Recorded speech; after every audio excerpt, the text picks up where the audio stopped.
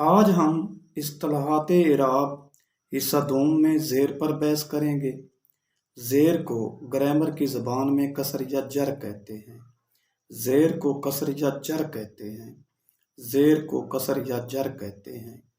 جس حرف کے نیچے زیر ہو اسے مکسور یا مجرور کہتے ہیں۔ جس حرف کے نیچے زیر ہو اسے مکسور یا مجرور کہتے ہیں۔ جس حرف کے نیچے زیر ہو اسے مکسور یا مجرور کہتے ہیں، جیسا کہ حمزہ زیر ای، با زیر بی، تا زیر تی۔ یہاں حمزہ مکسور یا مجرور ہے جبکہ زیر کسر یا جر ہے۔